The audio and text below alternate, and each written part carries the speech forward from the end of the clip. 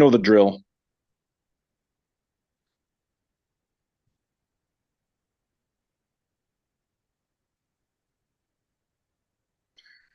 Know the drill. Okay. All right, here we go. We are live. Yeah. Oh, I gotta hit this button now. Anyway, yeah. Long ride back yesterday. Oof. But it's okay. We survived. What the hell's wrong with this damn thing? It is amazing how much complaining I do. Isn't it? Yep. How much yapping and bitching I do. But I'm not going to complain because it's a beautiful day. It's a nice Sunday, and I'm glad we're back today um, versus yesterday. I'm glad Yep. we pulled this off the way it did. Anyway, yeah, get started here once we get going. And props to you for being on time today.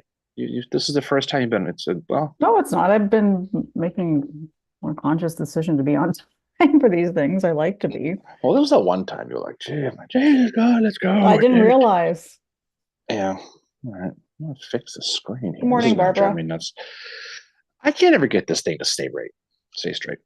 It's okay. It doesn't matter. It doesn't matter. So what's going on? What's happening with you? Well, we were back from another week vacation in Gettysburg. We Yeah. haven't morning MJ. We haven't had done a live in a while just because we've been away. We were in Vermont for a weekend. And then we were in Gettysburg. So this is kind of the first weekend we've had free in like 3 weeks, I No, it's think. been a lot. It's gonna be nice to be able to just sit back and chill for a little bit of time. But it was a good week though. It was a lot of time. I saw a lot of fun Yep. stuff. Saw some good shenanigans along the way. So it was good. It was good. It was a good time. It was a great time. It was a good trip. We had a great event at the Freemason Lodge in Gettysburg, which our friend MJ, who's on here right now, she participated in as well. And we all did like kind of portrayed a different person from the Civil War. So Right. you did Cross, I did Elizabeth Thorne, and MJ did Cushman, and there was another person there doing a surgeon from the 11th Corps.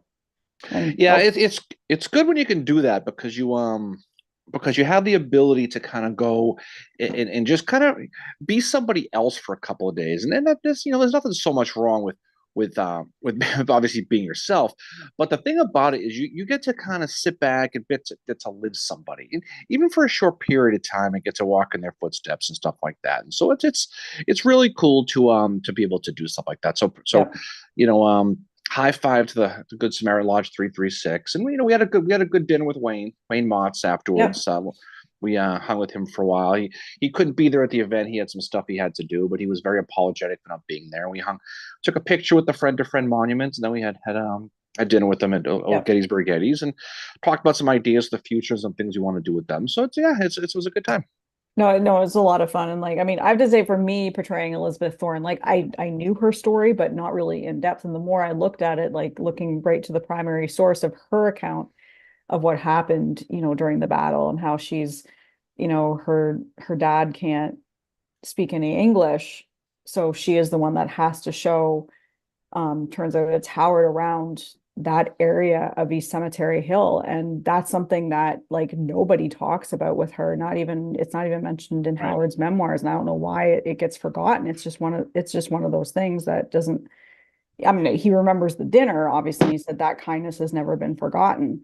But like Yeah. she's, at one point they thought she was going to be able to stay in the house. And then like all of a sudden these soldiers show up to move her stuff to the basement and they say, like, you have orders to you 10 minutes to get out of here. And that was Yeah, it. it's tough. And so I know the lodge is gonna put that on their YouTube, and as soon as they figure out how to do a YouTube channel, which is Yeah. hilarious, but conversation with that whole thing. But once that gets going, so MJ, she's on here, so that'll be on YouTube. So we'll share that. People can see it who weren't there. But there was probably 50 or 60 people in the Yeah. attendance. So it was, I think everybody had a good time with that. It was a The raise money food for a was great great too. It cause. was Civil War era food. Like they had they had like a Union punch and a Confederate punch, like non-alcoholic. And I think the Union one was from a family recipe that the Masons had found, and it was from Lew Wallace's family. Mm-hmm. And then the other one was, I think, Pender's It was Dorsey Pender. Pender, which was really cool. And then they had like the Confederate dinner was chicken, and that was really good. And then the Union dinner was meatloaf. So it was Yeah. like total I mean, Civil War themed. It was really good. No, it was a good time, and MG did a great job, and Henry did a great job as the surgeon, and you did well. And so it was good though. It was fun, and they're going to do it again next year. So if you're in Gettysburg on Memorial Day weekend, the Friday night before, come by. Our friend Miranda was there. Yeah, she just said it For was a fantastic Oh evening. yeah, So the I'm so Samias happy were she was there. able to Our be good there. friend the Dalbys were there. Yep. There was a lot of good podcast representation. Obviously, Estella and her husband were there. Yep. Stella Beard, friend of And the Beth, podcast. our Beth friend Beth Beth. Wheeler was there. So yeah, so there's a lot of people. So it was good to get people on, and so hopefully It we do was it good to again. But see the support like for the event because the money they're raised, a lot of the funds are going to go to the Gettysburg Foundation, which is a great charity organization that helps with, just different battlefield stuff. And they have that, yeah, that great train museum or absolutely. like they The do a lot of lodge stuff. is right down there by the square. So MG's on here, so I can miss if I didn't mention the train station right around the corner. So it's good to talk about things like that. But no, it was a good time. It was a good time. So get out there if you're in town next year, do it. They put a lot of time, a lot of effort into putting that in.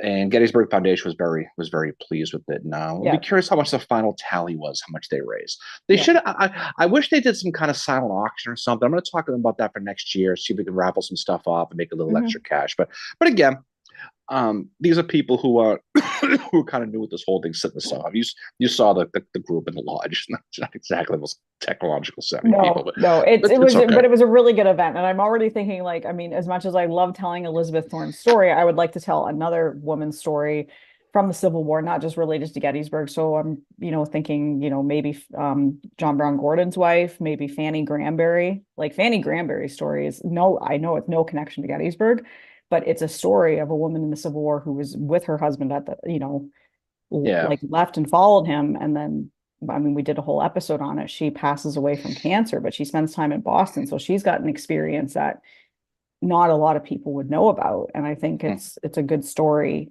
to be told as well. yeah. No, absolutely, it is. I mean, there's a lot. It doesn't have to be Gettysburg related, but I think obviously in town it's something that's that people like. But it's anytime you can do it, it's fun. I think people just want to have a good time. I mean, there wasn't a lot of.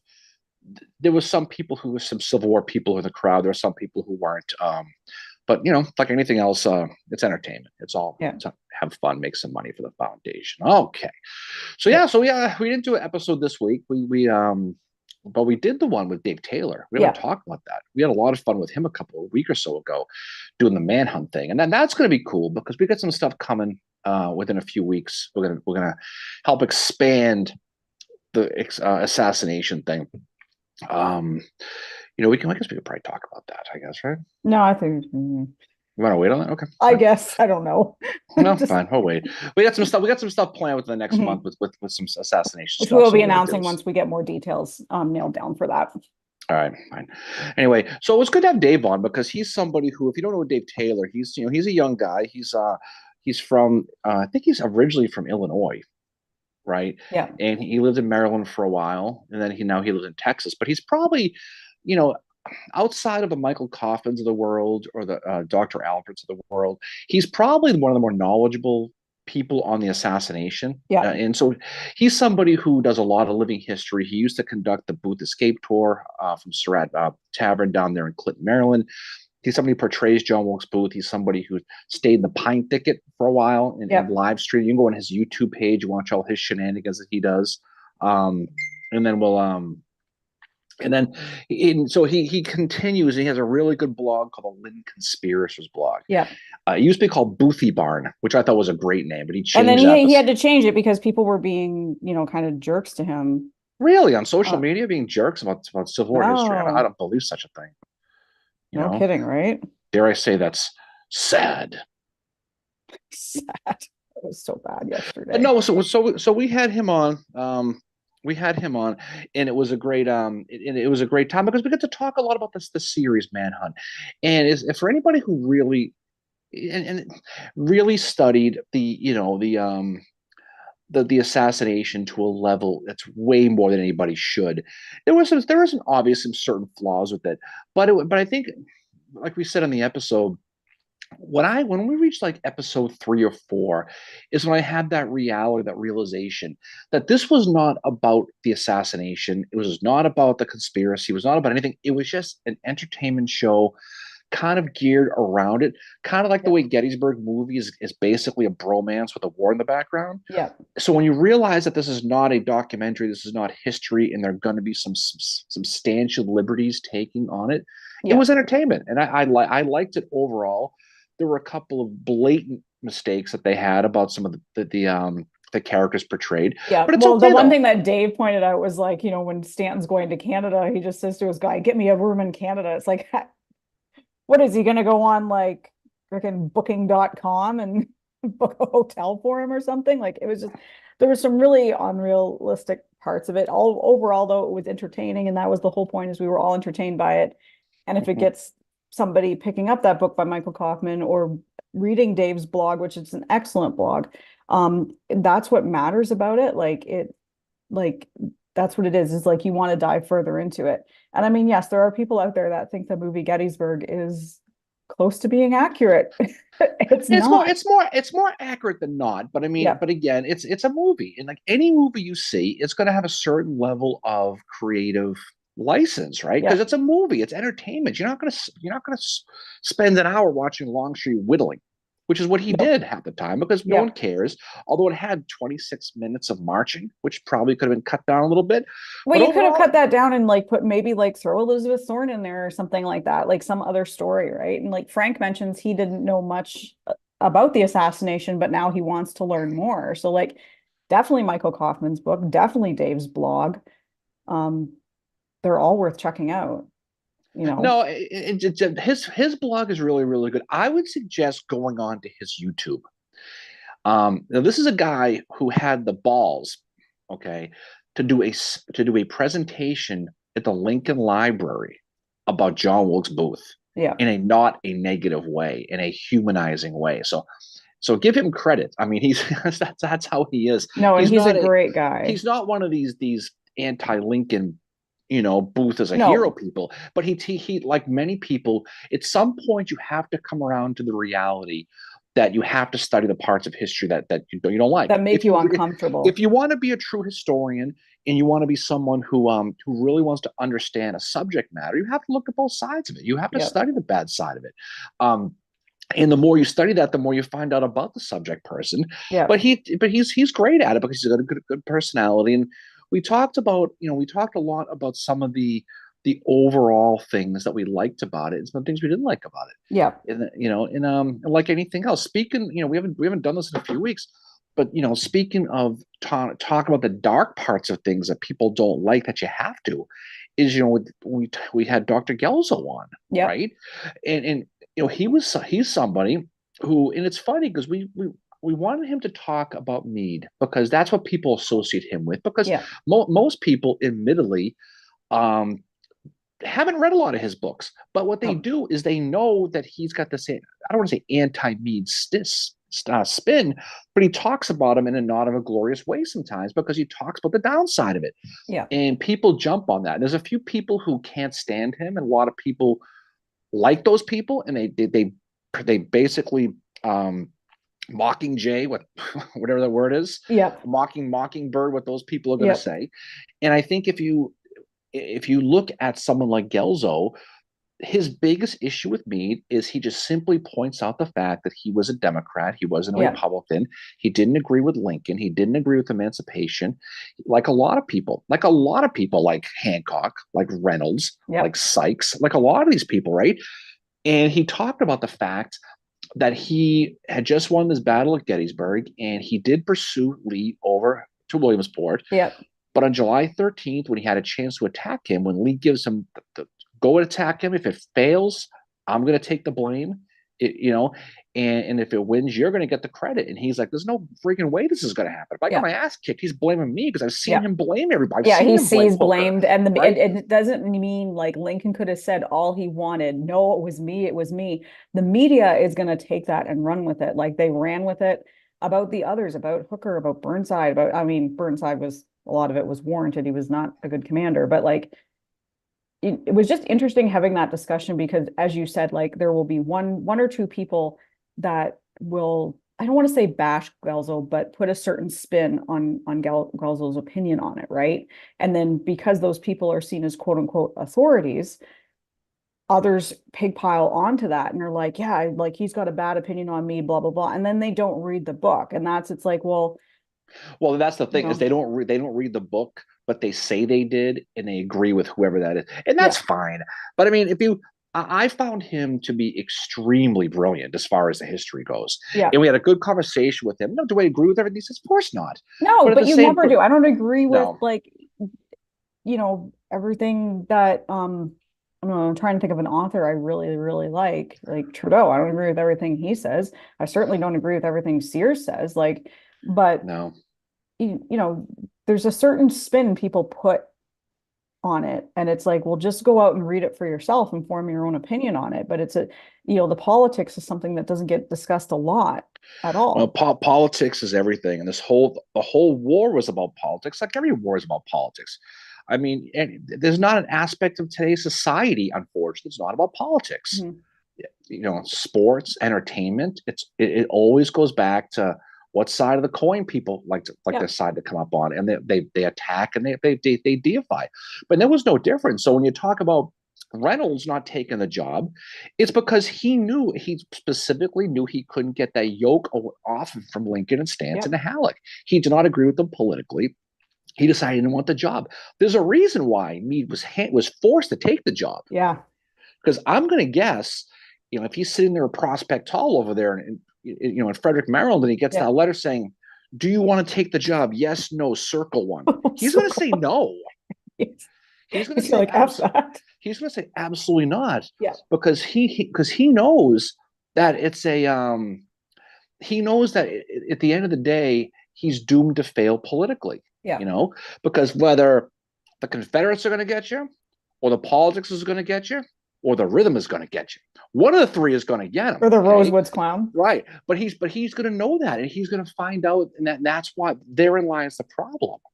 And that's all. That's all Gelzo says, is that he was concerned. Meade is, about the politics, because he knew he was going against the mainstream. Yeah. And yes, he wrote some letters to his wife, basically saying that, especially on the draft riot time right after Gettysburg, that this thing's not going to end well. Maybe they should think about an independence for the South.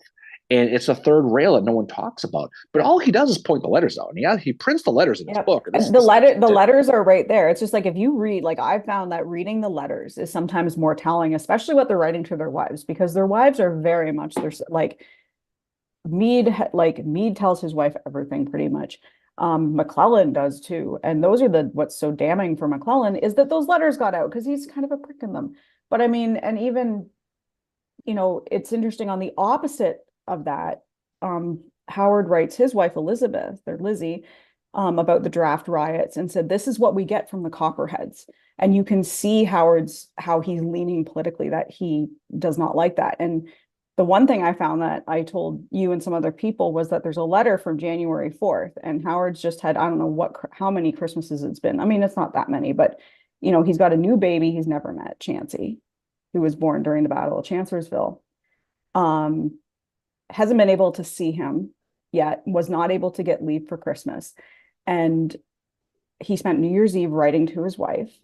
He made sure he was writing her at midnight, which was really something to read. But then on January 4th, he's talking to her about how he's got these men that are just signed up for 3-year enlistments, and he's hoping more people are going to join the army. And he says he's like, because of Jeff Davis's demon-like perseverance and wanting to ruin our government. And you can just see, he's getting fed up with it, but he's I mean, that's what he's in it politically. I mean, that's what they were doing, though. None of those guys wanted to be there, but you had to, No, you got to do what but you it got was to do. interesting to see, like you're talking about how Meade felt about the draft riots, and Howard saying like, this is what we get with the Copperheads.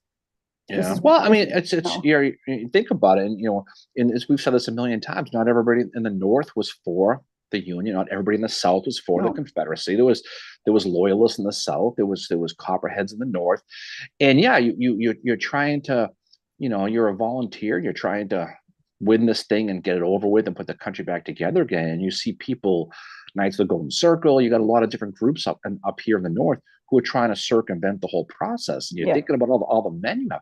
A lot of these generals looked at their troops like it was their own, like their family, and they're seeing their family, quotes, killed in front of them.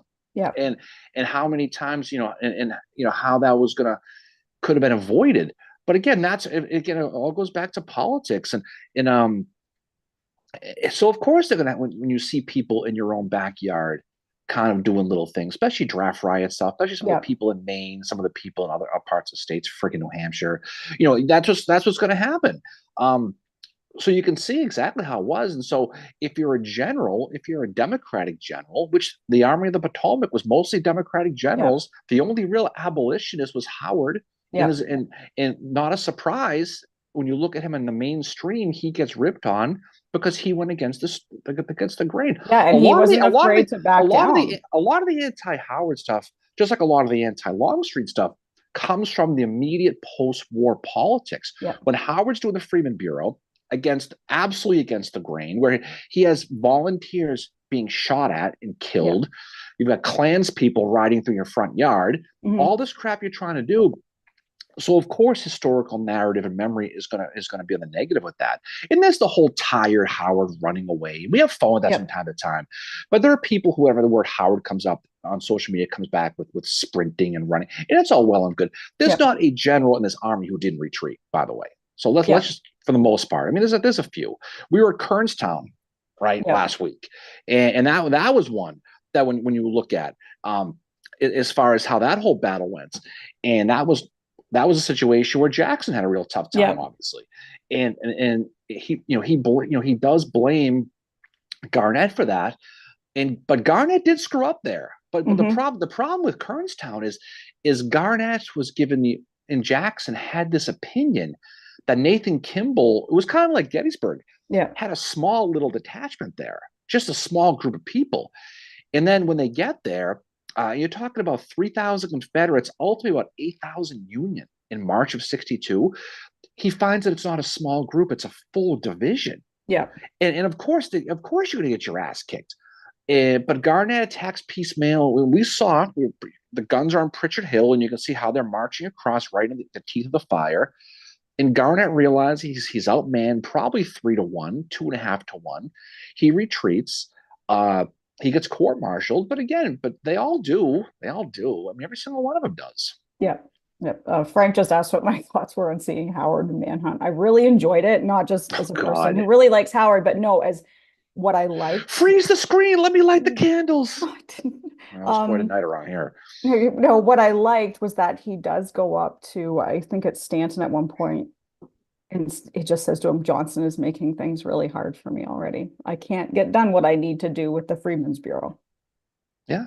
And that's kind of the thing right there with that's, I think, telling the audience this reconstruction's not going to be good because this is the guy that is supposed to be doing it. And then he gets like, I mean, the whole Copperhead thing too. I mean, one of the biggest Copperheads in the North goes after him post Civil War, and that is Fernando Wood.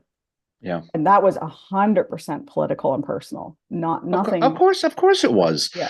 I mean, there's been many wars. A lot of people. There was a phrase after World War II that the United States won World War II but lost the peace because they allowed the Soviets to take Eastern Europe. Same deal with this.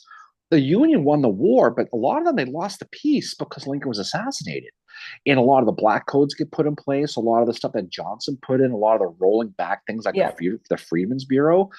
So at the end of the day, a lot of what the Confederates were fighting for, I don't want to say it came true, but it was a lot softened by Lincoln's death, right?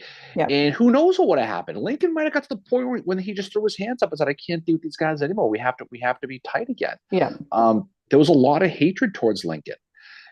With Johnson in the White House, someone who was perceived as Southern friendly, Yeah. maybe that prevented the Confederates from trying to round up and attack again because Lincoln was gone. We'll never know. Yeah. So if you're in the South and you're a Southerner and it's 1865 and Lincoln's gone and you see a guy in the White House who you perceive as Southern friendly, you might say, well, let's see what happens. And versus if Lincoln stayed and if he did try to really ratchet up and do a lot of different things, who knows how it would have been. That's why history is cool though, because people don't like the what if game, but there's a lot of things that could have gone right or wrong after the war, depending on if Lincoln was still alive. Yeah. You know, Oh, I agree. Comment here about Meade from Glowjam. I always thought Meade didn't pursue Lee relentlessly following Gettysburg was because of leadership and life losses during the battle, needed time to assess damages, recover, and adjust. I think he did too. well, if you That was read a reason. Kent Masterson's Brown's fantastic book Retreat from Mhm. Gettysburg, he does debunk that the theory that Meade did not chase Lee. And he did chase Lee, and he chased him pretty aggressively with the cavalry for the most part, Judson Kilpatrick especially. But the problem is and this is where Lee doesn't get credit. And we were talking, I think we mentioned at Gelzo that I said I think Lee's greatest moment is not Chancellorsville. It's not the 7 days. It's not Fredericksburg. His greatest moment is the retreat from Gettysburg. To able to get all those wagons and his army safely across when he knew that the Union was gonna pursue. Yeah. So he did a lot of things to really rope a dope the Union, and he did the same thing with Bristow Station later. He did a Hmm. mini Gettysburg retreat later on. But what he ultimately does is he puts fires on South Mountain, like the Confederates are redeploying on the mountain. Yeah. Now you just win a battle, and you get bloodied pretty good. You lost a lot of people on the Union side yourself. You lost a lot of command. Um, and now you're going to pursue Lee. If Lee is going to set up a defense in the ultimate high ground position, are you going to run into the teeth of a mountain to try to fight him? No, you're going to be Yeah. cautious. But he does pursue, but he pursues cautiously. Now, where Meade gets hit was on the night of July 13th in Williamsport. They had a chance to get them. And this is what we were talking before about Meade, where he knew that the Confederates had set up a really strong defense in Williamsport as the rest of the army was going across the bridge back into Virginia. He was kind of siphoning them off, kind of like an hourglass. It's heavy top, but they're Yeah. going to seep it out the bottom to get away. He knew he could have attacked, but it was very risky. But he knew if he did attack and he was beaten because the Confederates had a great defensive position, if we get beat here, all the goodwill I got from Gettysburg is going to be gone. I'm going to be blamed. I'm going to be Yeah. fired. And that's why he didn't attack. And that's really what it comes down to. But he definitely did pursue him. He Yeah. did. But I mean, it's like why didn't he attack after Pickett's charge? Well, if you just have this battle, are you going to go across the field the other way into the Confederate defense and have a Yeah. reverse It's like, Pickett? oh No. no. So I mean, in real time, yeah, in hindsight, he should have attacked on the 13th, and he might have won the battle in the East right there. But you don't know. You have no idea. And you're getting reports from guys like Kilpatrick, guys like Merritt, guys like that, saying the Confederates are this. We see hundreds and thousands of fires on South Mountain. We think they're deploying. We think they're setting up a defense, so we have to go through, Yeah. right? And so that's that. Therein lies the dilemma. So what Hmm. do, right? You Yeah. cannot risk it. You just finally stem the tide of this rolling monster of the Army of Northern Virginia, Gettysburg, who had been on an absolute heater at this point. You defeat them. You can't flip that less than 2 weeks later and get your ass kicked again. You Yeah. know, um, and that's why Lincoln wrote that big letter and never sent it. But if you read Brown's book, he does a really good job explaining all this. But again, I think Meade probably should have attacked again. History being my benefactor, 2020 hindsight. Um, but it wasn't simply letting him slip through your fingers like Lincoln says. That's just an Yeah. arrogant, stupid comment that he made. Um, but yeah, that's why. Yeah. And I think Lincoln didn't have an understanding of what was happening and all this, like MJ mentions, he's down three corps commanders. Sickles was wounded, Hancock's wounded, Reynolds is dead. Like he doesn't have them. And then there's all there's all this chaos going on too within the Union Army of the Potomac that a lot of people don't realize post Gettysburg. There's talks Mm-hmm. of reorganization. There's talks of splitting up the 11th Corps, which I've discovered recently. And that's an interesting thing there, how quickly that, like these rumors are all circulating about where's the 11th Corps going to go. And that quickly changes. Well, you see that not by the end of the summer, you're going to see the 11th and the 12th go west, and you're going to see Yeah, Longstreet's Corps go west, right? But you're going to see again, and if you really want to get a good idea of the mental um, situation with Meade, look at that Bristow campaign, right? When the Union's pushing down, going down the valley, and the Confederates are in that Culpeper V area of Virginia, right? And Meade can't find Lee. And Lee is sneaking around his right, and he is completely freaked out. Now Meade starts to fall back again. falls back to Bristow, ultimately back to Harper's Ferry. But that's what it was. Is Lee, even after Gettysburg, was this monster that Hmm. they were all intimidated by, and he. Then it's not a shot on Meade. It's an indictment, really, of how good Lee was even after Gettysburg. After Gettysburg, I think Meade was so happy with that victory and was so protective of it, uh, that he didn't want to risk it because he was scared to death of Yeah. that army. And there are rumors again of Longstreet's going with. They had no idea. There's all that. There's a lot of stuff. And again, that goes back to politics of why Longstreet was sent west. Now Yeah. Longstreet Lee thing, which really wasn't a real thing until years after the war, but there was definitely a cooling off period between the two that needed to Yep. happen. But Yeah. But again, Jefferson Davis is thinking Meade is going to sit here and chill for a little bit. Now we're going to deal with Grant in the West now, in Chattanooga, Chickamauga, coming yeah. down towards Atlanta. I need probably my best corps commander, so I need to send him. Yeah. So, so yeah, it's a whack a mole. That's all it Yeah. is. Is trying Yeah. to It's put out just the interesting, fires. now, admittedly, the letters I've read where I've seen kind of just that they didn't know what was going on is just from Howard's perspective that he doesn't know what's going to happen. He's writing his wife saying, he says a few times, they're going to split my corps up. And he was slated to possibly be the commander of the Second Corps. Yeah, it was pretty clear in the stuff we've read that he was going to hit the Second Corps. There's no Yeah. question he was. Um, but again, you're seeing a lot of movement, a lot of stuff going on. Yeah. I mean, there was some, we have a lot of fun with talking to different people. But if you want to talk about probably the worst corps commander out of all of them, and that's seven in Gettysburg in the East, it's probably Sykes, Yeah. realistically. And he really had a deep pantsing at Bristow. Speaking of Bristow, where he really really screwed that up, and he did. Um, but so that's the deal. Yeah. But I mean, it's interesting too. And, out in the Western theaters, they're moving the troops out there, how they don't know what's happening. And then the perception of Grant, um, you know, yeah, I've been reading these letters a lot because I am starting to research for my book. So I've been starting to immerse myself in the primary sources that I can get access to. But Howard mentions to his wife what a great person Grant is, that he doesn't drink, he doesn't swear. And he said, he's so different from the rumors after Shiloh. Yeah. Like what was written about him in the newspapers. He mentions the media. He's not that person that was in the media. Well, again, people tend to see what the media is writing and take it for literal 100% Mhm. gospel. I mean, it's the politics back then are just like they are now. It's completely polarized. It's probably closer now and then than it's probably ever have been.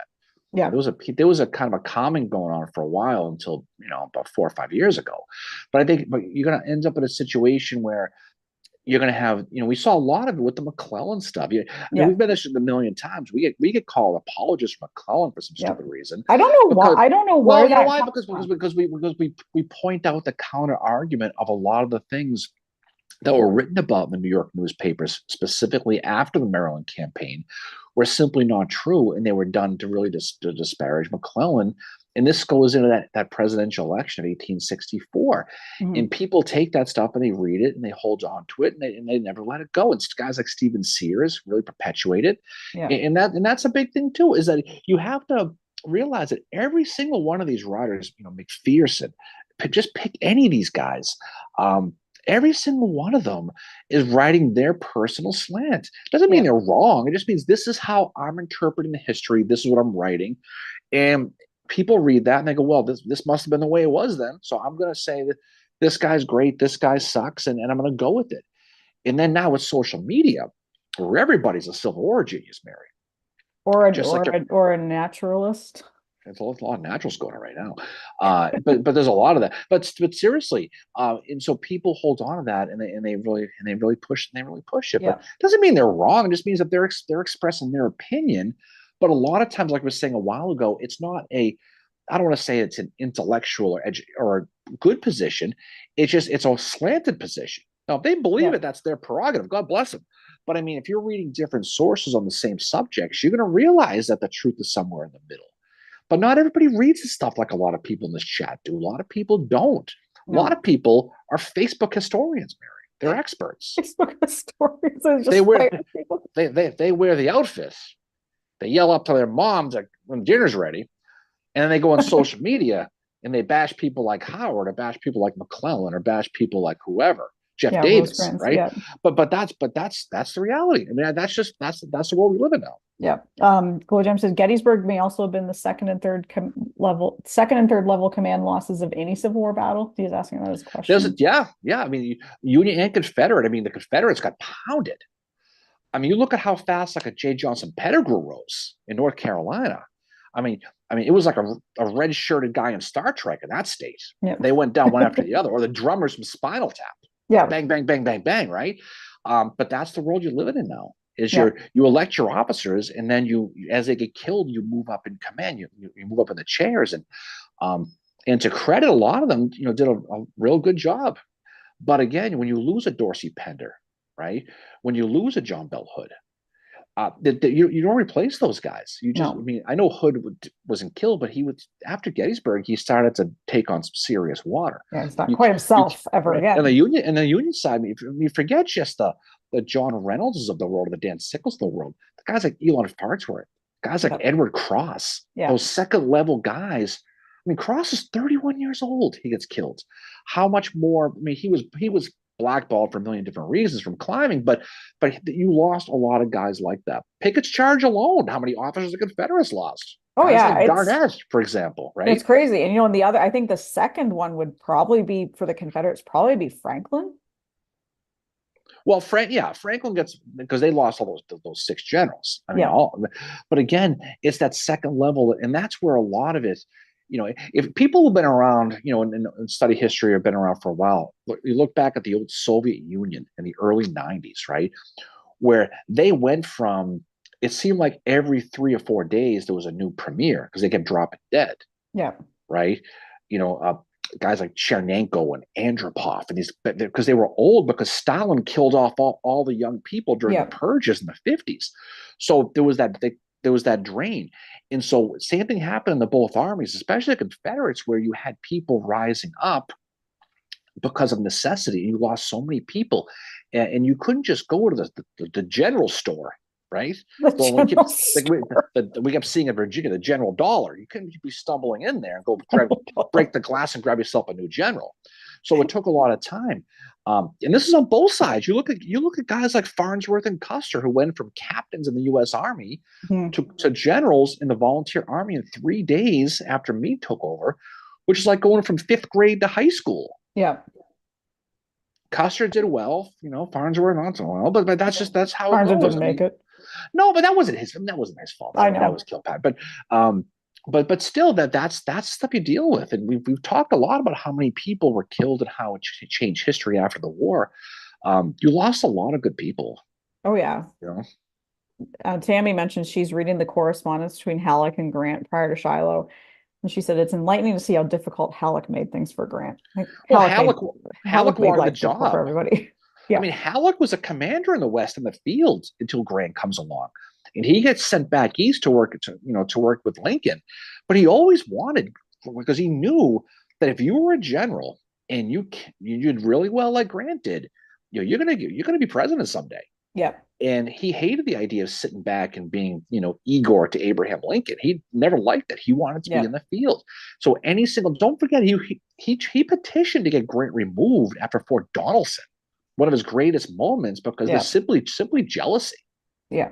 It's crazy how much that comes in, like so much mean girl stuff happening. Like the only thing happens among high school, like, teenagers in high school. It's happening among these within the armies, sometimes within the Corps itself. I think it happens between Hancock and Gibbon have a huge falling out in late 64. The two of them, I think, had been good friends. And all of a sudden something happens. Gibbon's gone on leave for a while, and he comes back and he's in the Army of the James. Well, Grant caught more shit after Donelson than he did from Holly Springs, a legitimate loss, when he got pantsed by EBD. He sounds like an STD. Right. When Earl Van Dorn got him, caught him with his pants down and routed him there on the Vicksburg campaign. But again, it just goes to show, again, it all goes back to politics. When you take away the reality that it's not moving blue and red pieces on a board, when Yeah. these are humans with politics within their own armies going at each other. We saw with Rosecrans and Grant, Yep. right? You saw with Beauregard and Johnson. You saw how Hood got promoted because of politics. Yep. How it doomed Claiborne, Oh yeah, it did. There's right? all these politics and like backstabbing going on behind the scenes. Um, Also, I just like my background is the Battle of Fair Oaks, which reminds me this is the anniversary of Lee Oh, taking command. I know. It's well, yes, yesterday was. Oh, okay, so yeah, okay, It's a sad yesterday. day Yeah. for you with Howard getting lost the arm yesterday. Yep. You know, it's okay. It'll grow back, Mary. It'll grow God. back. You know? So he wrote a letter to his wife the next day with his left hand saying, "I'm on my way home to recover without like one less Yeah, arm."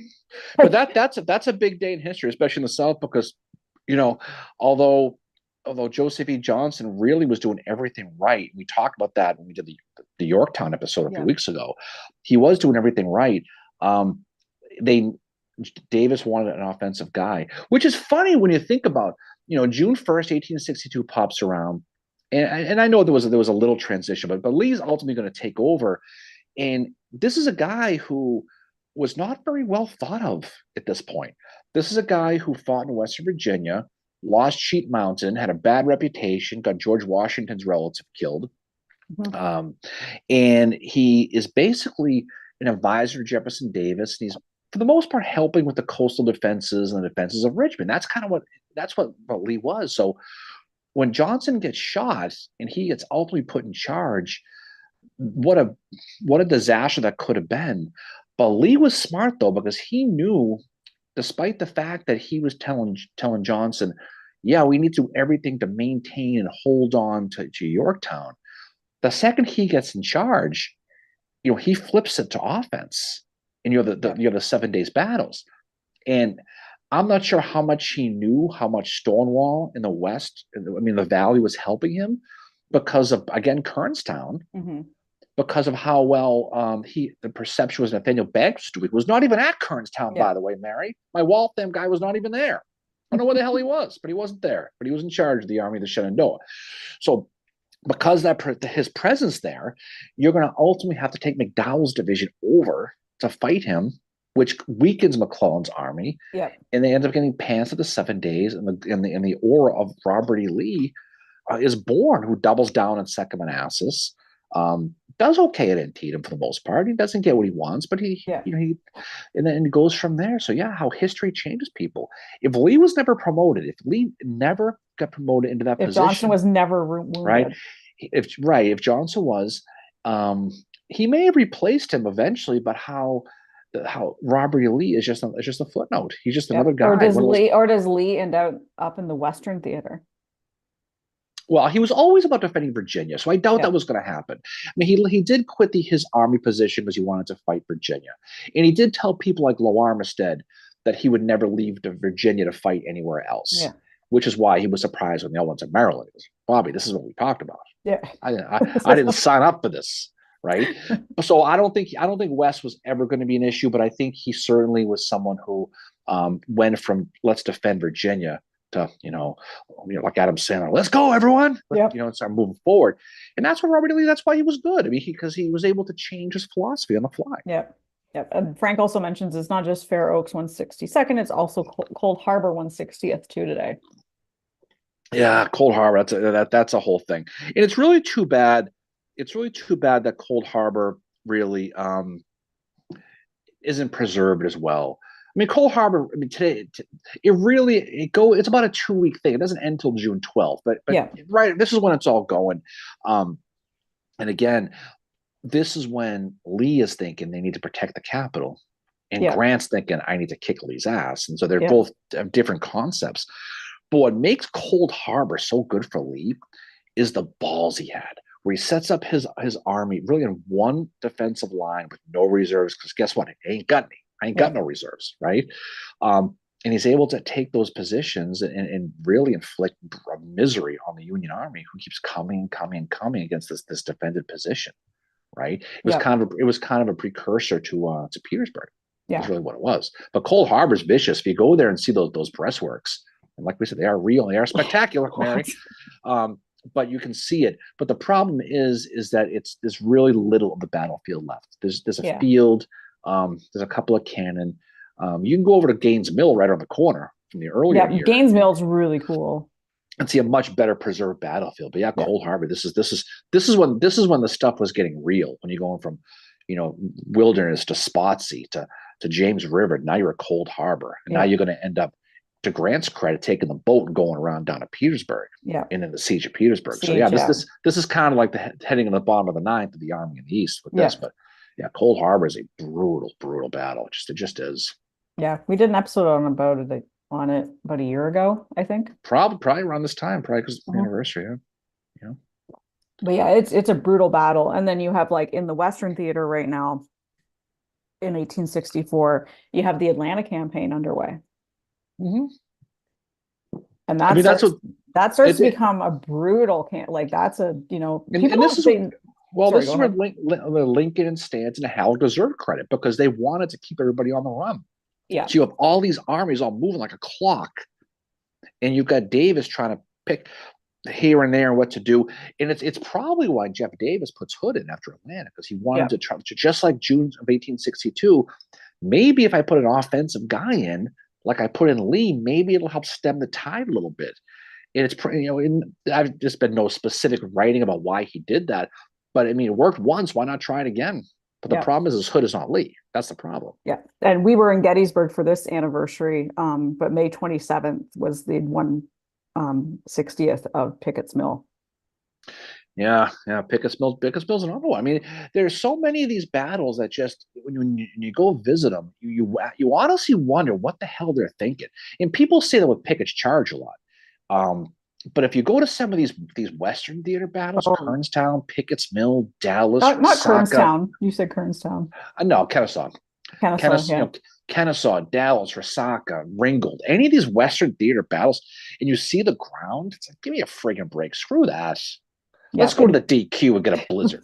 DQ. Miranda mentions that her 2 times great grandfather was taken as a POW during Cold Harbor. He got off easy then. If that's the case. Cold Harbor's. Yeah, that's one of those ones. I mean, being a prisoner is no it's no picnic, but it's better than being, buried under a dogwood tree. God.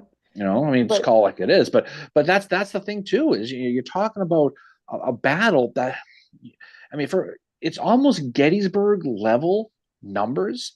I mean, there are reports that the Union had about 115,000 people. Confederates had about 60,000 people. So it's 2-1. But Lee had the advantage of the ground, but he had no reserves to do it. And this is when Grant is now going for the heavy artillery guys in the forts, right? To go ahead and help fight. So all these Cold Harbor guys are seeing battle for the first time. They call them the Paper Collar Brigade because their shirts are so clean. And they're charging the breastworks. They didn't know how to fire the damn gun. And they all got slaughtered. Yeah. Guys, and that's what's scary. And that's where Grant gets the butcher name, is because of Cold Harbor. That's because Mary Lincoln says that too. Well, I mean, Lee had more people killed than Grant did. Yeah. When you look at the overall big picture. But when you look at taking these new uniformed, shiny, clean guys who never saw battle before, barely even had training, their job was the heavy artillery, which is to man the forts around Washington and Baltimore. To go charge the breastworks by the Army of Northern friggin' Virginia, these battle-tested guys, I'd pull my screw this card if I were him and say, I ain't doing that.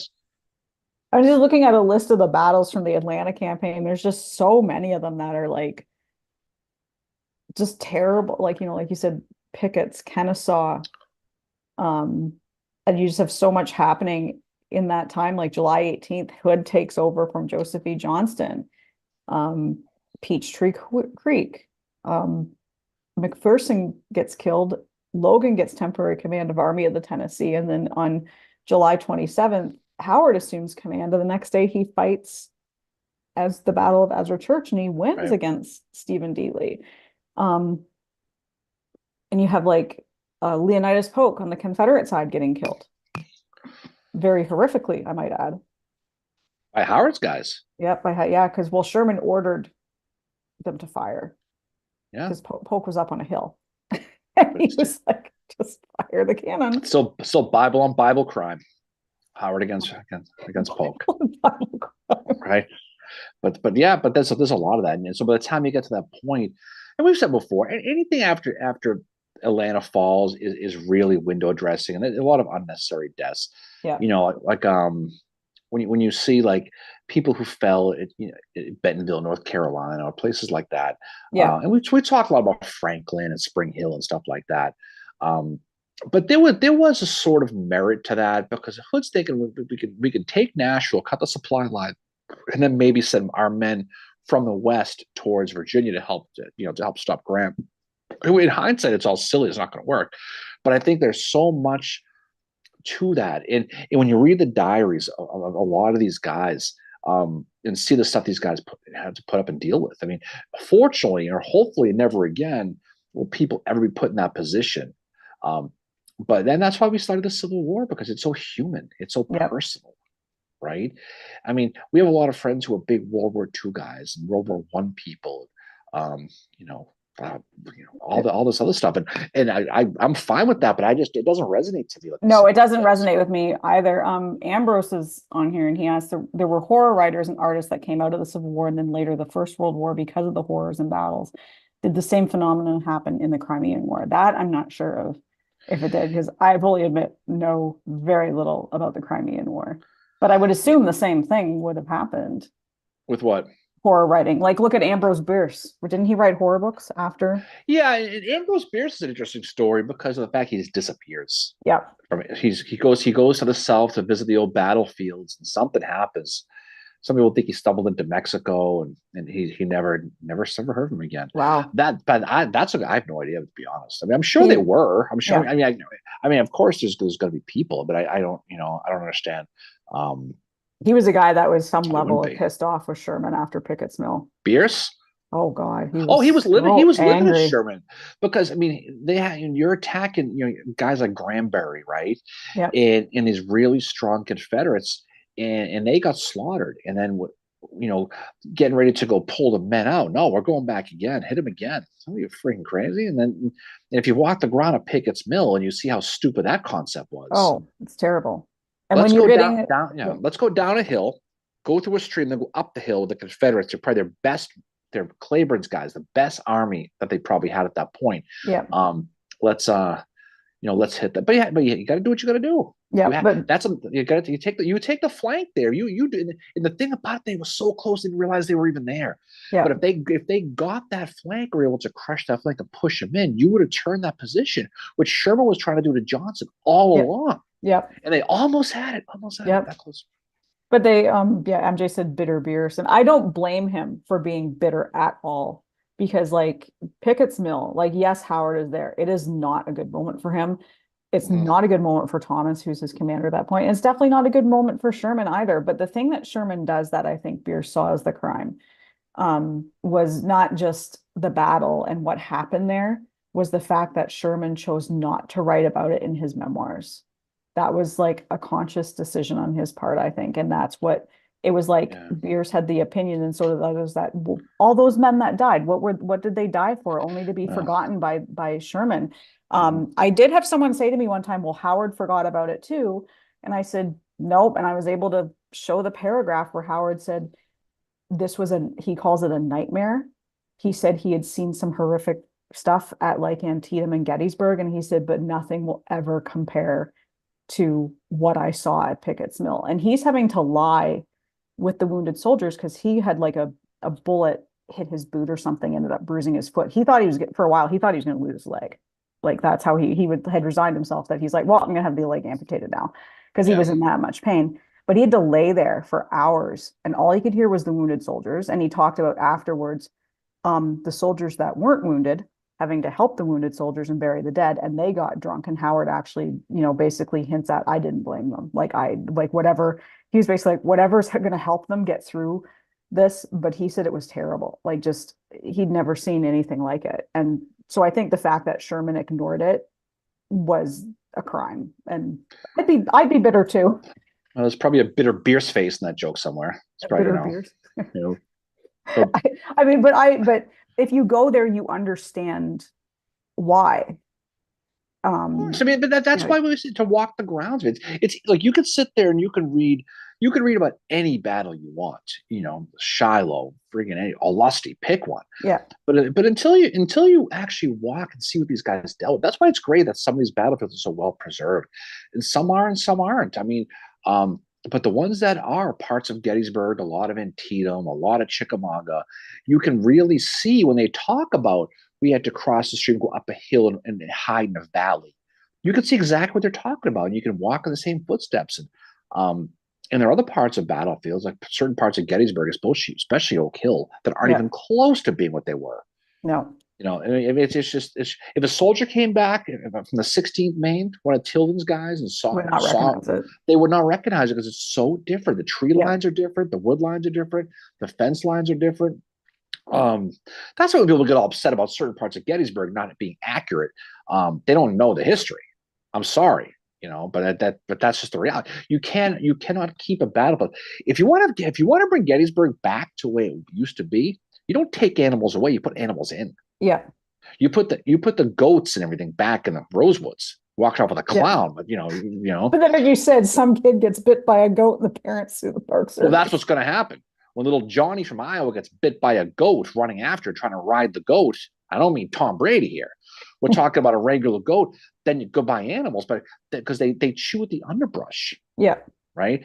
And that's what you want to keep people off the monuments. Put wild pigs in there. That's a good way to do oh, it. Put some boar in there. no, that's That'll chase ugh. people out. Those animals are aggressive. No, I'm just saying, if you put that's you want to make it accurate. That's how you do it. But that's the thing, as you can see, there are still many parts of that battlefield, especially that are pretty accurate. Yep. Wheatfield's pretty accurate. You can still see that. Um, Places like that, the Peach Orchard for the most part is pretty accurate. Yeah. You know, the Sled's house is gone, but for the most part, you can see a lot of You that. can But still get an idea of what happened there, but it's not like, you know, going to Ezra Church, which is in the middle of the neighborhood now, part of the Atlanta campaign. mhm. Howard's victory is first victory as an army commander. Um, Going there, and you can sort of get an idea, but it's full of houses. You really have to use your imagination. Well, But it's like Fredericksburg. It's like Marie's Heights. yeah, It's very yeah, similar. You know. yeah. But whereas Pickett's Mill is, you go there and if you're there to see the battle part of it, they are just you've made their day. You will be their favorite person. Oh yeah, because it's a walking park, and people Yeah, just and go so there to many people hike. just come there with their dogs to hike, and like we walk there, and she's like, "Are you here to hike?" I said, "No, actually, we're here to see the battlefield." And We she come was stumbling in all with our kepi excited. hats. Oh, oh, are you kidding me? They brought us back to the secret chamber, the inner bowels of the Pickett's Remember, Mills she showed battle. you the snake skin of the snake that lives there. I don't know why you say the things you do. But they Pickett's Mill, they say, is one of the best preserved battlefields. Oh, there's a lot of that there is, Yeah, but I mean, yeah, you can what's good about it, you can walk like I said, Pickett's Charge. You can walk that, and you can see where they put Kemper's guys. They all yeah, that's what hid in MJ the just and mentioned. people in the movie makes it sound like they're all lined up in the woods, but in reality, Kemper was moved way up, and they had to lie in the grass under Mhm. a little swale and undulation, right? As the You, artillery is going over their heads, and you can walk and you can see that same swell. You start at the Virginia Monument, you walk across that field, and it's maybe 100 yards up. You can see that dip, and that's exactly where Kemper's guys were. And but you can now a lot of Pickett's Charge has been changed because of the cannon. I mean the yeah, tanks, right? From Camp Colt World, a lot. yeah, So a lot of it has been different, but probably from the North Carolina Monument going, basically going south, it gets more accurate the more south you go. You get to a yeah, Wilcox guys fought, which Wilcox doesn't get any credit for Pickett's Charge. She's kind of in the periphery, but that's pretty. You can walk that ground. It's pretty accurate. yeah. No, Pickett's Charge is great to walk, and that's what MJ said she um walks it. Frank walks it every time he goes, and he said, you mentioned Kemper. That's what he did the last time he followed Kemper's brigade's movements. Yeah, and he had the toughest. He had the toughest walk. He really, really did. Just because of where he started from, and you had guys, 69 PA and these other guys just hitting it at the turn and show their flank and Yeah, recklessly expose themselves, right? And that's kind of how it was. But yeah, yeah, but you can walk those grounds. Well, I'll tell you, if you want to really walk the grounds, and you're a Gettysburg person, walk the March of the First Texas. That's what you walk, Is that what we did in the right? winter? Oh yeah. So you walk right through that field and you're passing the Rose farm on the left hand side. You make your way down towards that triangular field and the rocks and it's great because you get to a certain point, you get the best view of Little Round Top anywhere in the Yeah. battlefield, right? But it looks like Devil's Den and Round Top of the same hill. And Yeah. the Texans talk about that. Um, about guy Colonel Works, he writes, it looked like the troops were on this big hill. Then we get to the Devil's Den and realize, oh crap, there's a friggin' valley, another hill. Screw Yeah. this, right? But that's pretty accurate. But you got to be careful walking that one because Yeah. there's rocks, there's a You stream. can't walk. You can't walk it this time of year. No, you can't. You can't. That's one of those things. If you're in Gettysburg in the winter time, like around Christmas time, January, you can walk that and you can see it. But I would not, even in full clothes, wolves, I would not suggest walking that. There's snakes in there. It's just way too dangerous. But that's if you want to do it. You want to get a good accurate reading. In part in the Yeah. Rosewoods for the most. We joke about the Rosewoods clown and all that stuff, Yeah. but that's a pristine area. Yeah. The Fuller Monument's basically buried over now with the foliage, but Yeah. you can still walk through the old cart path and see a lot of that, the advance of G.T. Anderson's Georgians, right? And then Semmes Georges would have come right through there, and you can see exactly what they would have seen. Yeah. Right No, to that stone wall, right with the stone wall with the 17th Maine font. So it's pretty cool. Yeah, Frank said he did a LBG tour last time that included the Texas Brigade movement, and he said it was eye-opening. And I'm glad he did that. You really get a good flavor. You know what we should do is next time we're there in the winter time, which will be this winter, if anybody comes down, we should try to do our own little walk. Yeah. Cool. Start. Because you really could start at the Texas Monument and walk right across the road and do it. But it is a brutal walk. It is. I don't know of any guides or any rangers. No, Atkinson did one. He did a walk across there one time. He did the but it was more of a GT Anderson thing. But you do kind of go across the same ground. But it's a tough ground to walk down. But it's a really cool one. If you like to see the actual same visuals and see what the soldiers saw, that's the one to do.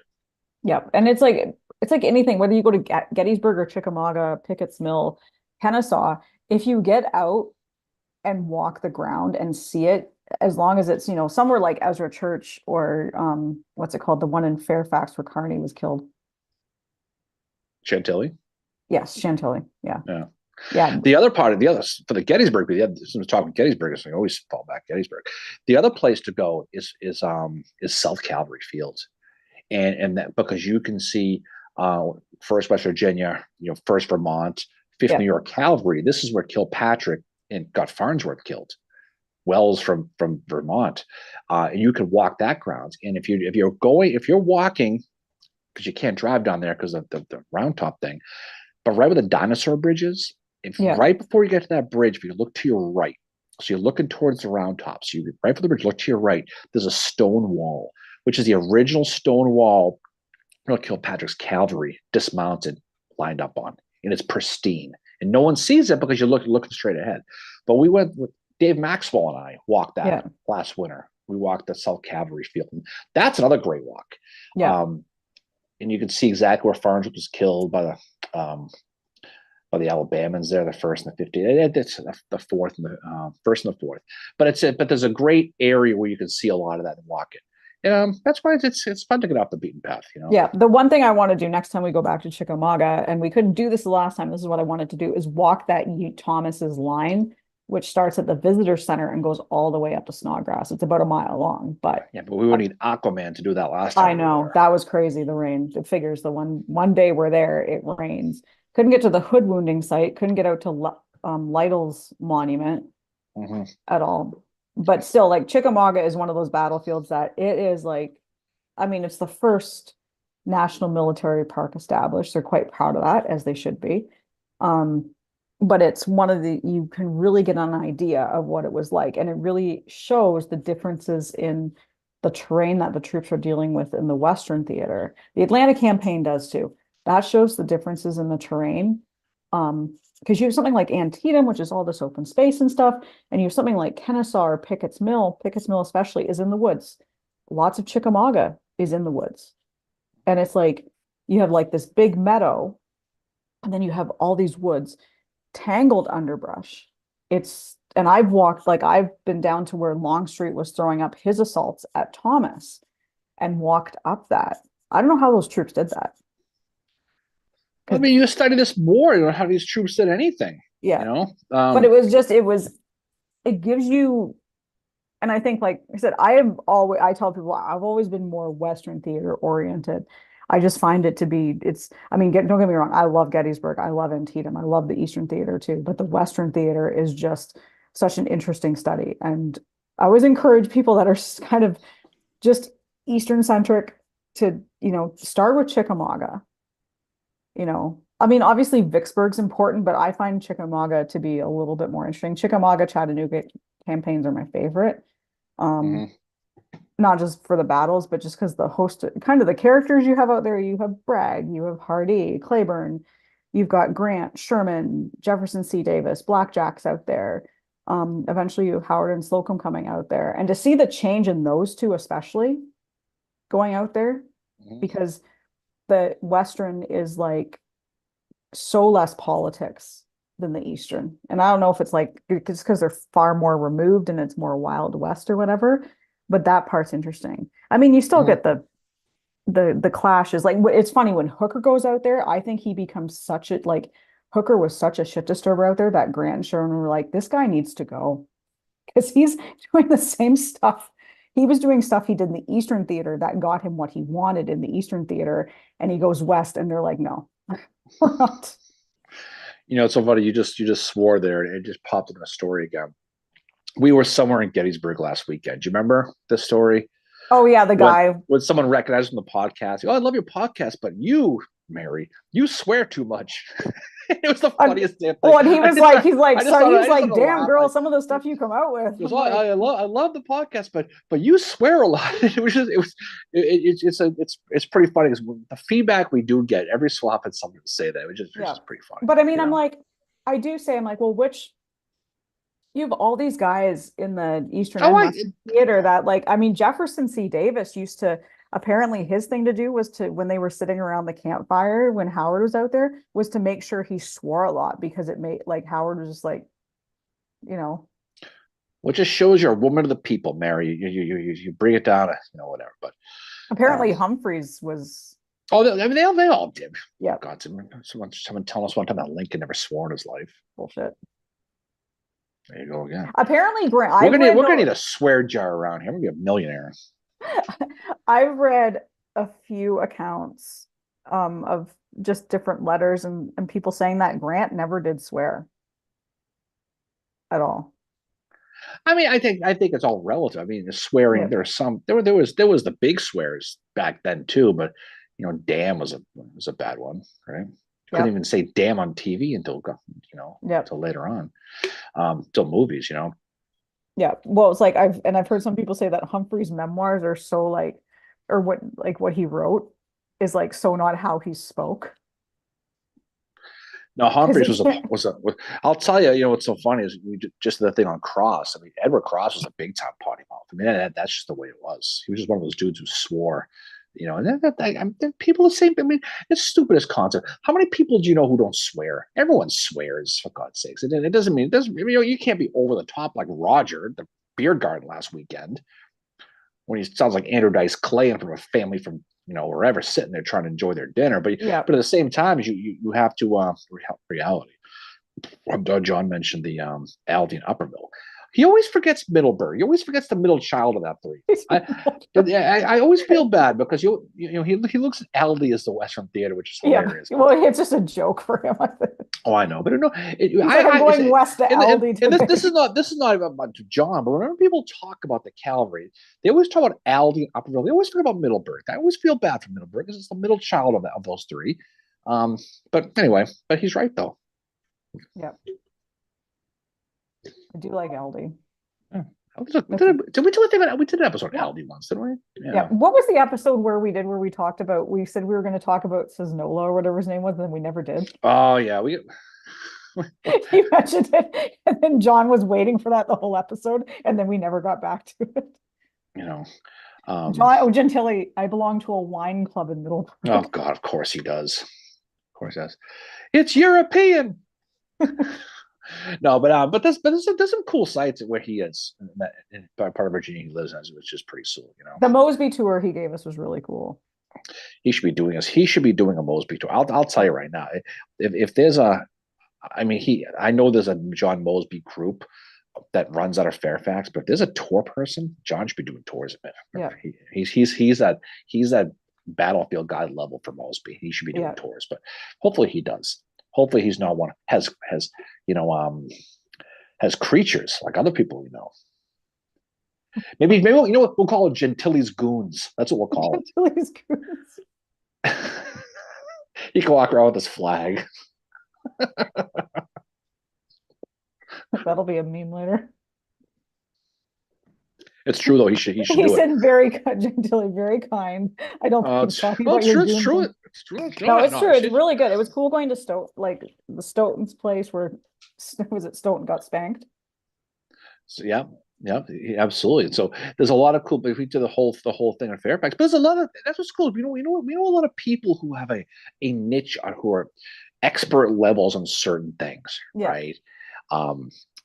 Taylor with assassination. Obviously, I think a John with Mosby. You do, but there's a lot of people like that, which is pretty cool. Yeah, but there's just there's so much history with Mosby, and that's still one of my favorite episodes because that really I'd never really studied him too much, and then just studying him, there needs to be a movie.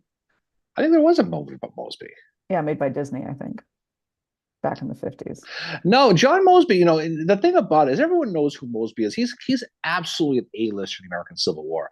But when you look at him compared to some of his contemporaries in the Western theater or in the Trans-Mississippi area, and someone mentioned, I don't know if it was on a live or somebody mentioned that he was basically the Eastern version of Bloody Bill Anderson.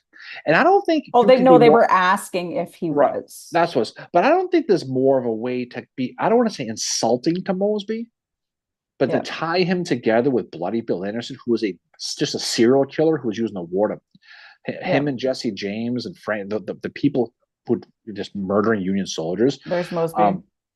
But Mosby was somebody who, he was a gentleman. He was a lot like Jonathan Morgan, but Mosby was not shot in his PJs like Morgan was by a guy at his wedding party. He caught someone in his PJs, right? He did. It's all about the PJs, these cavalry guys. It's weird. Yep. And I think the one scene I like is where Mosby takes the piece of charcoal and writes Mosby above the fireplace. Yeah, it's pretty cool. That's a lot of at that point, he's probably like, you know what, I'm gonna have fun with this and be like Batman. Well, he's kind of was Batman, but he was somebody who, and what made Mosby brilliant was his men hid within basically houses. They weren't all in camp, so they couldn't find him. And everybody was Mosby, and nobody was Mosby. It was like everybody was, I am Spartacus, right? They couldn't get him. The guy whose dog, the dog. And Sheridan, who was somebody who Mosby was completely in his head. Oh yeah, he's more in Mosby's head than Miranda's head, if that's even possible. Miranda.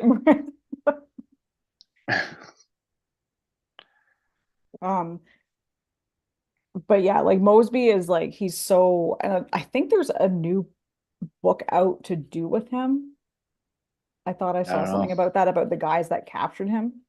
It might be, but you know what though, the Morgan comparison is not too bad. It was a little different, but Morgan, just like Mosby, he'd catch guys and then he would just release them. It was just, I'm not going to kill you. He didn't murder people.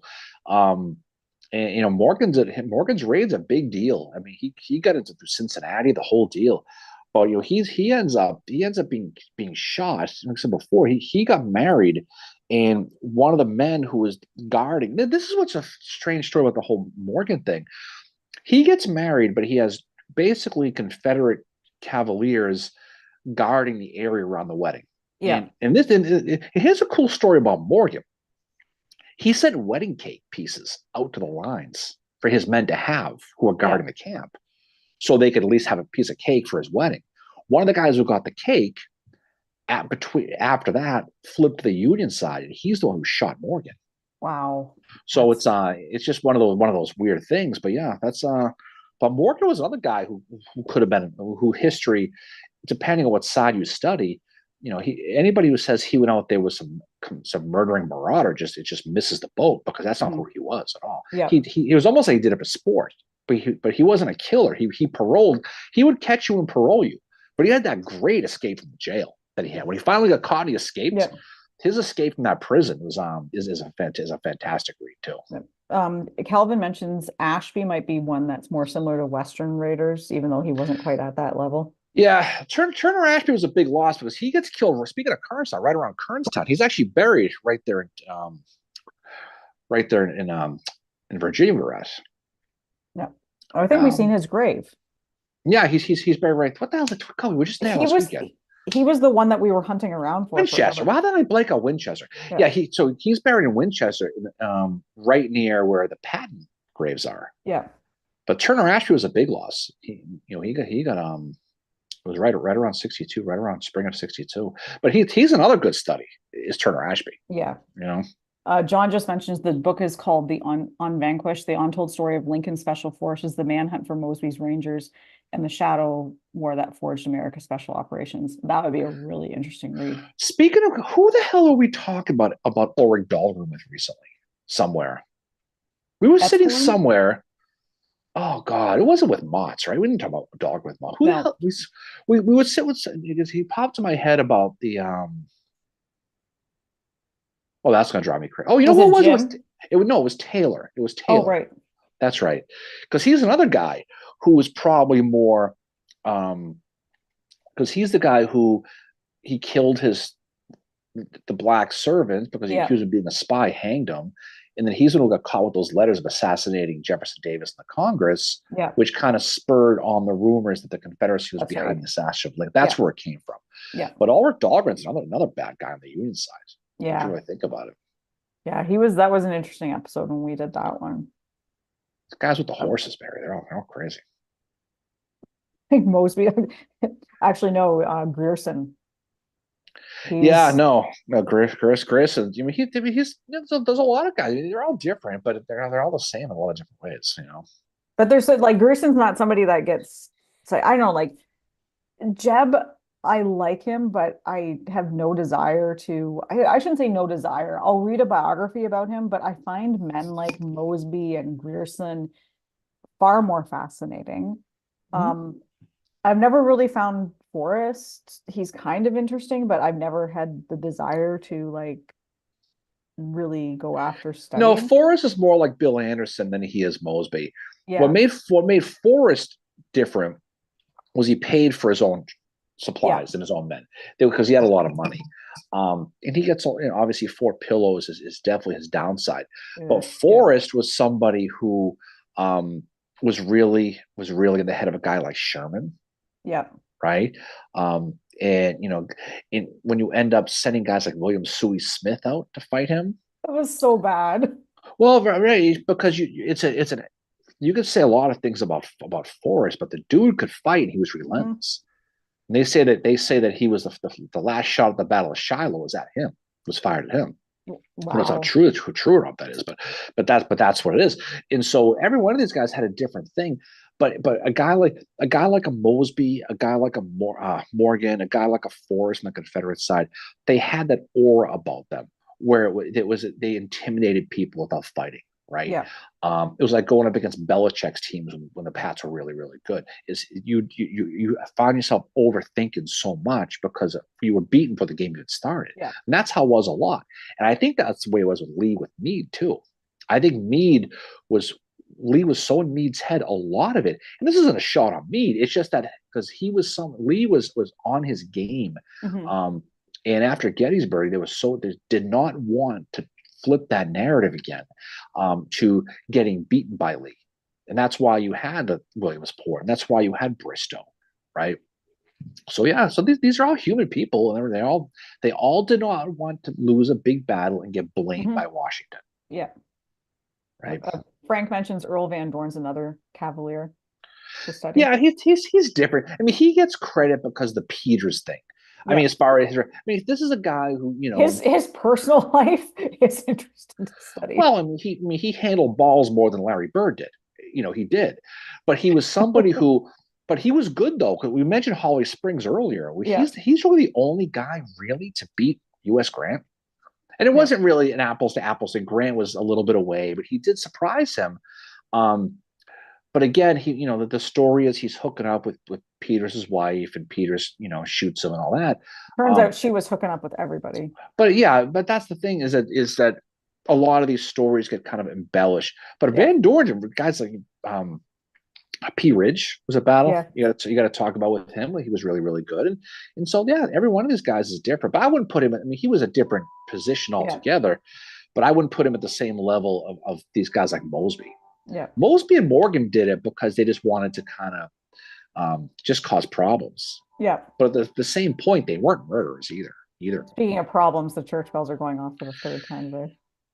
Yeah, it must be a big church day today. We don't usually do this on Sunday. There's a Yeah. church right maybe 100 yards from where we live, and every time we walk by, lightning almost hits Mary. But but it's pretty fun.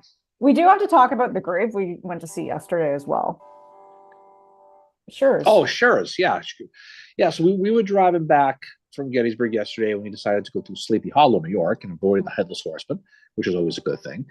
And we went to go see Carl Schur's grave. And he's like one of these many graves, that you go visit, and you can tell you're like the first person who's been there in like forever. Yeah. And he's buried with his son, right? Yep. And Carl Lincoln, Schurz, Yep. right? And his wife. And he's a guy who, again, he was someone, if you know overall pre-Civil War history, was like I think you said yesterday, we're driving back, he was at the James Bond of in the wars in right. Germany. Like he's this guy that, so you look at a picture of Carl Schurz, he has the same look in every single picture. And I found this sketch of him when he was on he was Secretary of the Interior it wasn't long after the Civil War, but he was in the cabinet, and he's got the same look. It's like he looks the same all the time, but he looks like he could either really mess you up, or he knows somebody that could mess you up really badly. But in the wars over in, it was like Prussia and Germany and all that, his commander got caught and was in Spandau prison. And Right. Schurz broke in kind of like James Bond style, apparently, and broke him out. He lobbied Lincoln for a position in the army, and he finally was able to join in 1862. And he was he was in Blenker's division, which is the precursor to the 11th Corps. And then obviously he joins the 11th Corps, and he's eventually at Gettysburg, he is a division commander. And then when Reynolds gets killed, because Schurz is, I think, the highest ranking one, right? It automatically falls to him to be in charge of the 11th Corps. So that's why when someone really rips on Howard for July 1st for the 11th Corps, it's not Howard, it's Schurz. But Schurz has also been thrown into this position that he's like, okay, well, here we go. No, I mean he knows. I mean, he was a guy who had a lot of experience. He was a hard fighting guy. And we found a really good picture of him speaking in front of Franz Siegel's coffin in his funeral, and you could see Siegel's face with the glass in the coffin. It's actually we post that picture. But I think he lived 1909? 1906. Right around there. Yeah. And he's buried obscurely in Sleepy Hollow. And yeah, he's a guy who did a lot of different things. And if the first day at Gettysburg is one, and it's tough to blame him because no one expected Reynolds to be killed. No one expected him to take over command. Everything went into flux on day one and right off the bat. So, but Schurz is someone who he had the support of the German troops. Yeah. If you read Jim Poola's books on the Crescent Moon, he talked about how hard they fought. Yeah. Even Jubal Early talked about how hard the 11th Corps fought. Yeah. But he's somebody again who he's one of those names. People know who he is if you know Gettysburg or if you know the 11th Corps. But I bet you we were the first people who've been there in a long damn time. Mm-hmm. And he's the second division commander of the 11th Corps we've seen. We've seen Barlow, and I think we just have to see who is it. Von Gilsa is the next one. Steinwehr. Or Steinwehr. Yeah. Have to see them. One of them's at Arlington. Yeah, no, it's pretty cool. It's pretty cool. One of them is close to Albany, I think. Albany? Yeah, Albany. One of them is close to Albany. So MJ, he's close to you, I think. We'll have to look at that. It's 11th Corps. Every time you see the full moon. for MJ. She had 11 Coors looking down on her. You Yes. know, you know. Well, we should shut But down soon early because we got stuff to yes. do today. Yes, we have a thing to go to. We got a thing to go to. So we'll jump off a little bit early today. But Yeah. we got some fun stuff coming here pretty soon. So we're gonna do an episode on Lew Wallace here pretty soon. Yep. We'll talk about that. And like Lew Wallace, like anybody else, is good, as bad, and as ugly on Wallace. Yep. And if you study him, he's a fascinating study. He really, really is. I mean, he's a hard fighting pro union guy. Yeah. And after the war, he was very, very matter of fact about the Lincoln assassination. He, like I said before, he was one of the 4 justices who refused to pardon Mary Surratt after the trial and put her life in prison.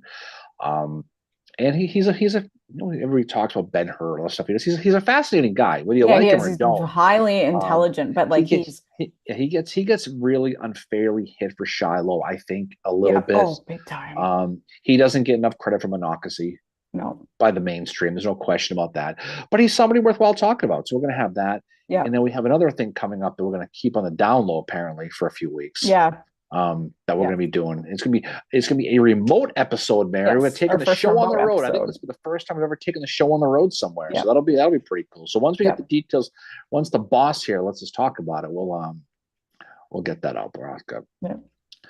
All right. So let me jump off. So thanks and thank you everybody for listening to us and for tuning into this. And this past week, we just surpassed 250,000 downloads. So thank you, everybody. Yeah, that was while we were out in Gettysburg, we noticed that we're not a big numbers people, but 250,000 downloads. This podcast we hit this past week, which is mind numbing when you think about it. When we started this years ago, that balcony at the Gettysburg Hotel, just shooting just shit over this. And it's fun to do. It's fun because we met a lot of cool people. We have a lot of fun doing this, and that, I think the best part of this whole Breakfast Club thing here is definitely the people that we've met, right? And because I think we all are kind of victimized in our own real worlds by being limited to be able to talk about this around people around, because most people at your jobs or wherever you hang out don't give a shit about Carl Schurz. They don't care about the Civil War. They don't care about anything. They just don't talk about it. So it's a great group of like-minded people. Then when we go to places like Gettysburg or anywhere we go, we get to sit down and have cool conversations, which is all about this stuff. We get to have a lot of fun with it too. I got to talk about like artillery with Jody Wilson, one of our friends, who's also one of the co-hosts of Battle of Gettysburg podcast. She knows so much about like artillery. Jody? She's amazing. Like Jody and Hessler's podcast is great. And Jody's fantastic. I mean, she is. We get to see her at our events at Getty's Gear, which we didn't really mention that. But thanks everybody who came out to our event at Getty's Gear last Saturday, because we had a lot of people for that. Now more people than I thought. Raising money for the World War II museum that Jody works for. That was awesome. We did a fundraiser for that. That was pretty cool too. Yeah. So it's nice to be able to go down and talk to some of these people. And do stuff to really support everybody. We're fortunate. I mean, we talk a lot about Gettysburg because we spend a lot of time in Gettysburg. Mm-hmm. It is what it is. That doesn't mean it's the most important battle or but it's one that resonates with us. And there's a lot of people in the town we've got to know. And there's a great way to support a lot of the businesses and a lot of the people down there, because it is a small community. I mean, it's only 8,000 people and it's a small group of, but it is the county seat of Adams County. Right, Gettysburg is, and so we notice a lot of the businesses and groups really support each other. Getty's Gear for one, Jenny Waite House, the Gettysburg bus tours. They're all the kind of this family of all supporting each other. It's very unique, and a lot of the restaurants are the same way too. So, so that's what's great about Gettysburg is you don't see a lot of, about commercial restaurants. You don't see Ruby Tuesdays or any of that stuff. Because it's all homemade businesses and it's all homemade people. So when you go, it's a great place to go and support the people. Bantam Coffee is another one. Yeah, Bantam Coffee they're awesome too. Frank just said it's a golden era Civil War podcast, and this one has been one of the first I've listened to. Thanks for all the work you guys do. Well, thank you, Frank. We're happy to have you as part of the group. And also, I appreciate that. And he's right though. To hang out with you too. This is the golden era, and it's funny because COVID really spurred all this, because everyone's stuck in their house staring at the wall, and not doing anything. And that's why a lot of these things came up. And, obviously the Battle of Gettysburg podcast is a good one. Addressing Gettysburg Yep. there's all, and this is just the Gettysburg focused ones, but there's a lot of good ones out there, and it's like anything else. If you get to watch these and learn these things, and Emerging Civil War just came out with Yep. one. I think American Battlefield Trust Yep. They have just one came up with too. one. Yep. So there's a lot of good ones to go and find out, and there's so many places that you can resonate with, and for the most part, they're all great people who do this. I mean, Yep. you bump into people and you talk to people, and it's all like-minded stuff Yep. because they know, because you know what? 'Cause they know how hard it is. It's not easy to put your opinion out there on something because you shockingly could get hit on it, which we Yeah, have and for especially ours. especially We've been called McClellan apologists, we've been called whatever, but it's like it's just our opinion. Like yeah. that's it, you know. No, Uh, there's a lot of stuff to it. It's tough to be a female in this role. And that's why, the stuff you do, stuff MJ does, stuff that Andrew Quinn does, stuff that Jody, Jody yeah. Wilson does, Veronica Berestensky. There's a lot of really good people in that area. And it's hard because you realize, Mhm. unfortunately, you open yourself up, and especially in the social media world, to the factor, right? Oh, And yes, yeah. that's the thing. Yeah, especially, and the whole female thing, it's like you get at like, one of the things, and I get this from other females sometimes too, and it's none of the females on here have ever asked me this, but it's like, oh, you must find them to be so, which one do you think is the most handsome? It's like, I don't care. Honestly, I'm looking at their personalities and everything else. And I've been asked before, oh, you must not like Howard's wife. And I'm like, I love Lizzie Howard. She's home raising the kids. She's awesome. Like, Well, the fact of the matter is, if you met any of these big time A-list generals, you probably would come away extremely disappointed yeah, because these people got to be generals because a lot of them are just ruthless type of yeah. people. But I think they You have know, their general personality, like the personality they have when it's like a lawyer, like, when I have a lot of lawyers in my family, and the one thing they say is like, you have this personality in the court, and then outside of the court, you're different. I think that's how it was because you read like, Howard's letters, he's like a normal guy asking about his kids, writing to his kids, joking around with Lizzie in the letters, very, very human. But he's going to be different on the field as well. Mhm. Sherman is the only one that is really like I found to be kind of cold to his wife in his letters.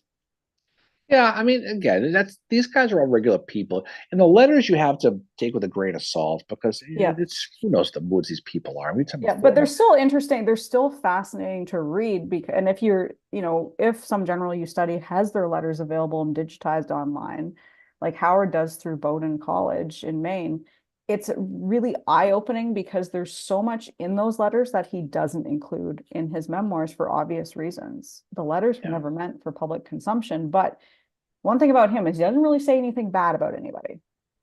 And I don't No, like he doesn't. he's very Ned Flanders with that. But then you run into someone like McClellan who's just like bashing people left, right, and center, Yeah, which it's is a true. shame we don't have George Thomas's letters. He cleared his history cache. We'll leave it at that. Yeah, his All wife right. cleared Well, it for him. we did. All right. Why don't we jump off? Have a great week. So we'll catch up pretty soon. We'll be scheduling a roundtable here pretty soon too. Yeah. We got some book club news that'll be coming out down the pike very, very soon too. Yeah. Yeah. And thank you for the nice comments on here, for listening. Yeah. We wouldn't be here without you guys at all. And yeah, we have lots of fun stuff planned, obviously, for the podcast. Early July is the event that we're working on. Well, it's not an event, it's our remote podcast that we're going to be doing. So that will be cool. That'll be Yep. cool. So we'll announce that. That'll be a good time. And it'll be that'll be one, will be a potentially multi guest episode, Mary. This is going to be a big one. So, yeah. Wake the children, call the neighbors on this one, Mary. This will be a fun one. So we'll look forward to that. That'll be a good time. All right. So why don't we jump off? Everybody have a great rest of the weekend. It's already Sunday. So hopefully the weather is beautiful like it is here. Where you are. We had a great week in Pennsylvania. It was great to see everybody last week. All of our friends down there in Gettysburg and some other places we visited. So yeah, off we go. Any final words from you, Fincheru, before we jump off? Thanks for everybody for being here, and we will be back with you soon. Our next episode 130, will be released not this week, but the week after, and it will be about Lew Wallace. I'm sure we'll be back with y'all probably next Saturday with the I Facebook think Live. we'll go back to next Saturday next week. I think Yeah, we will because yeah, oh, Sunday we got baseball starting. God, but yeah. yeah, we'll have a good time with that. But all right, we'll talk to you soon. Have a great weekend.